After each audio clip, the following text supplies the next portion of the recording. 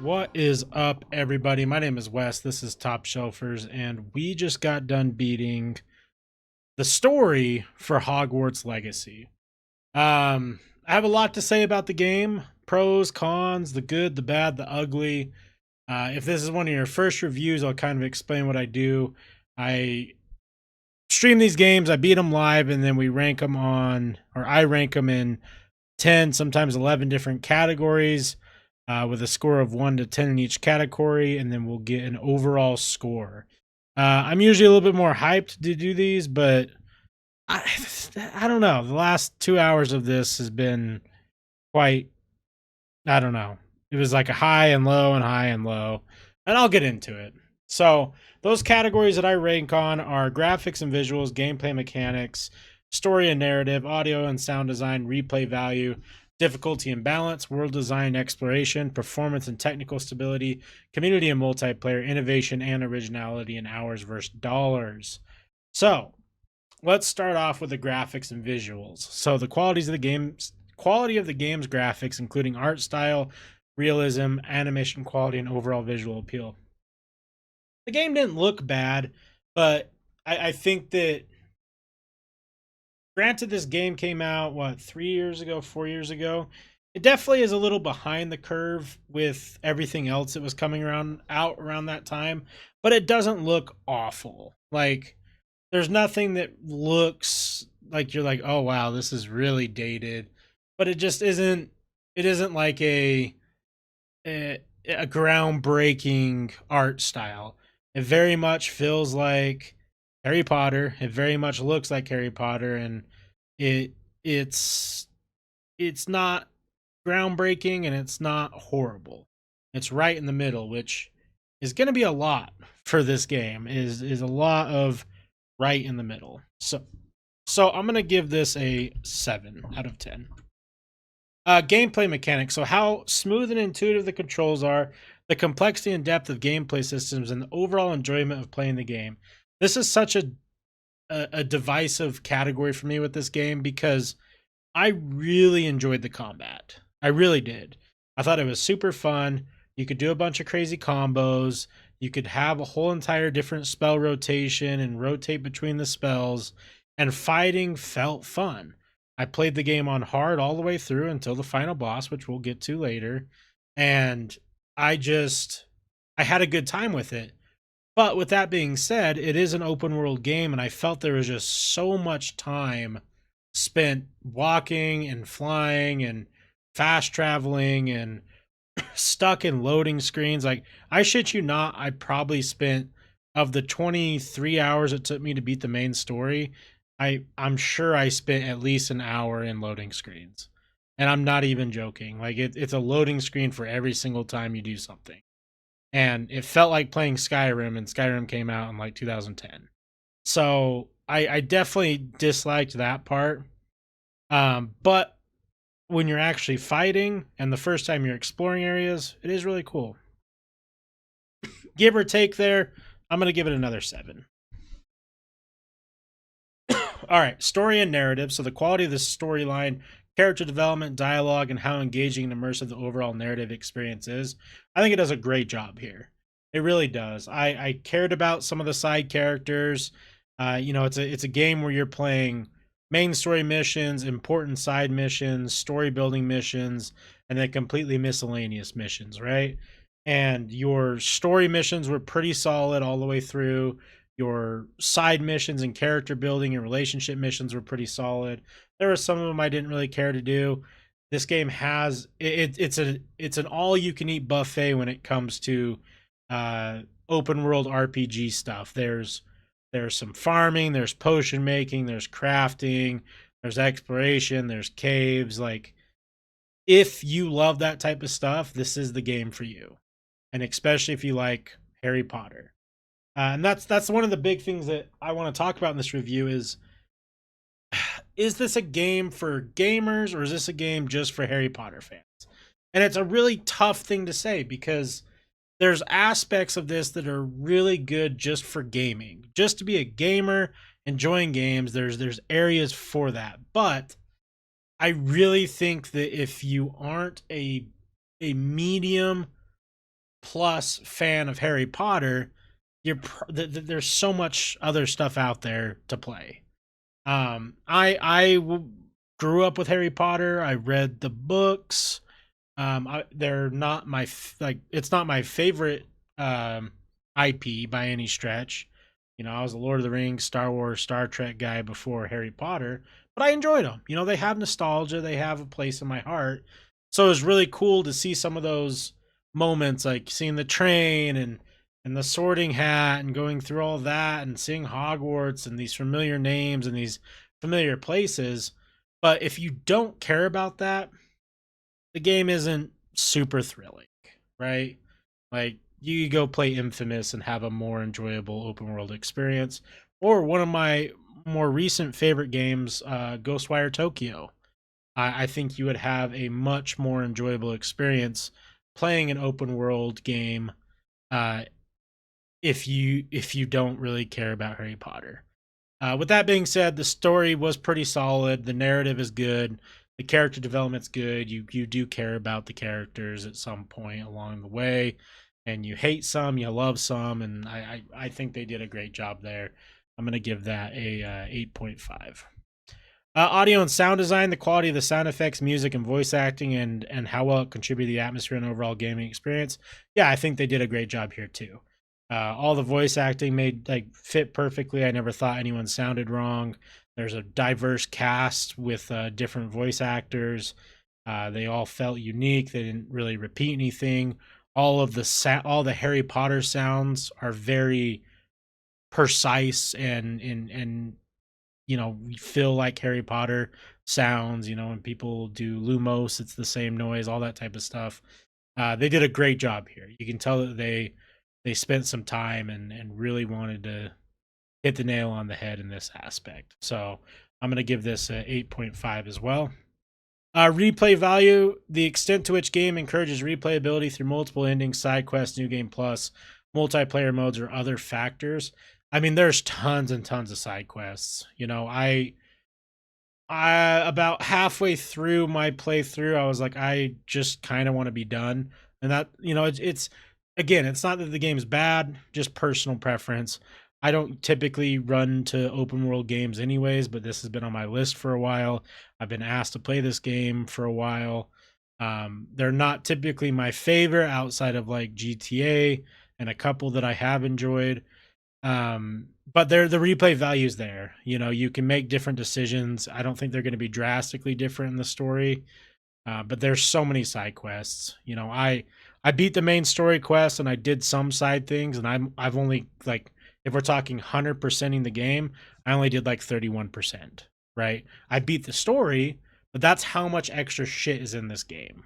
You know, so if you're someone that's a completionist and you want a long game that you can put in 50, 60, 70 hours, 100%, this is a great game for you. For me, I don't think I'll ever touch it again.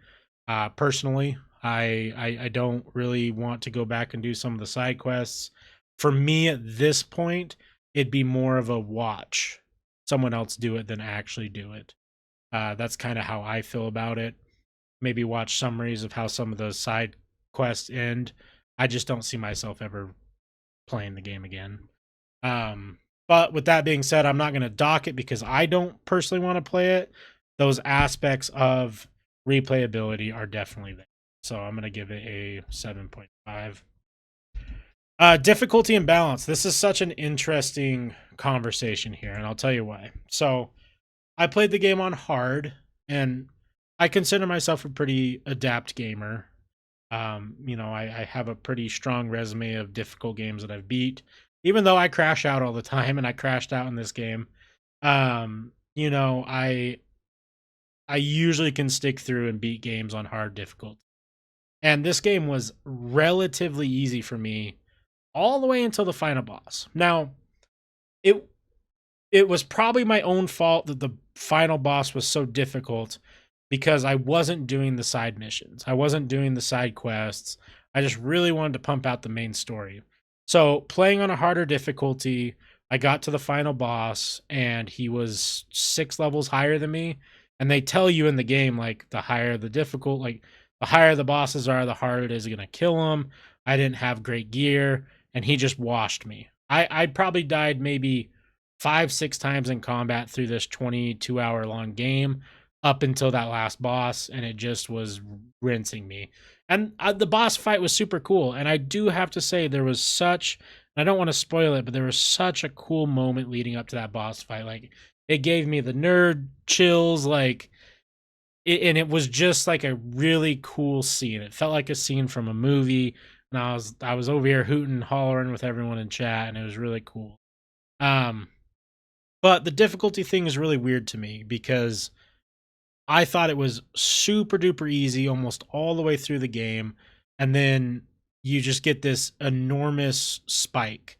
Like unless you go and level yourself up and do all the gear and do all the side stuff, you're not going to beat that boss on hard without putting in 40, 50 attempts. I think I gave it about 15 cuz I was already kind of over this. Um but if you do all the side stuff, I assume it'd probably be a pretty wash even on hard. I'm going to give difficulty and balance a 5.5. World design and exploration. It's so weird. Like I'm rating this game based off of how it's like what the game is. And even though I don't enjoy it, it's going to get a higher score because they do a lot of things right. Um, so world design and exploration, so the richness and detail of the game world, the diversity of environments, and the sense of discovery and exploration offered to the player. There's so much to look at. There's so much to do in this game. There's so many different environments. I mean, the seasons change in the game as you progress. Like there's so much to look at. And I don't even know, I don't even think I explored all of Hogwarts. There's collectibles everywhere, there's field guide pages, there's books, there's keys, there's secrets, there's chests, there's caves, there's trials. They have a lot of shit in this game. And if you love that, it will be a perfect game for you. I think the world design was awesome. I felt very immersed in the Hogwarts Harry Potter world playing it. They did a really good job in this area. I'm going to give it an 8.5. Performance and technical stability. So, how well the game runs technically, including factors such as frame rate, loading times, optimization across different platforms, and the absence of bugs and glitches. This is going to be the worst score in this category that I think I've given. I'm going to give it a 2.5. Now, that might sound harsh to someone who's played this game and be like, it can't be that bad. Here's the thing is there was enough bugs and glitches in this game to the point where I was pointing them out, and the loading times and the amount of times that you are in loading screens was just astronomical for what we were doing. You would fast travel somewhere, get a loading screen, talk to two people, fast travel somewhere else, get a loading screen, walk 10 minutes, go into a cave, get a loading screen, walk in, grab an item, leave the cave, get a loading screen, fast travel to Hogwarts again, get a loading screen, walk into another room, talk to someone, fast travel, loading screen. Like, do you get what I'm saying? Is like there is so many loading screens, and it's not that it's necessarily a negative thing. Like they have to do that with how big this game is, but it was so noticeable, and I had a really hard time. You know, not hard time because I felt like the game was easy up until the end. But there's a lot of times where the lock on mechanics didn't work. You'd be shooting at walls. You would glitch and spin around and do all that type of stuff. I'm gonna bump the score up because 2.5 is probably harsh, but it wasn't great, right? If you love the game and you ignore it, it's not that big of a deal. But if you're trying to be critical of games like I want to be, there's issues there. Innovation and originality. Community multiplayer will skip because there's no multiplayer in this game. Innovation and originality. So the extent to which the game introduces fresh ideas, innovative gameplay mechanics, or unique twists on existing genres, contributing to its overall creativity and distinctiveness. No, I mean, I really liked the combat, but it's not groundbreaking. It's not anything new. Uh, and if you were to take the Harry Potter skin off this game, there's not anything, no fresh ideas, no fresh combat, no fresh, world building things. It's very much an open world game, collectibles and all that. They didn't reinvent the wheel. They just added Harry Potter onto the wheel and did their thing. So I'm going to give it a 5. Last but not least, hours versus dollars. I was bragging to stream when I bought this game. It was on sale for like $9.99. So as you can see, we're at 27 hours. We'll just round down to 27 hours. That game is $60 right now. So if you don't catch it on sale, $60, you'd probably run close to 30 hours to just do the main story, but you could easily sink in 50, 60 hours in this game if you wanted to 100% it. I think the price is decent for what it is. It probably should be lower now that it's been out for such a long time, but I don't hate that it's $60. If I was super excited for this and I was a big Harry Potter fan, $60 would have been an easy purchase any day of the week. So we're gonna give that an 8. So let's break out our handy dandy calculator. Shout out Blues Clues. Let's get our score here.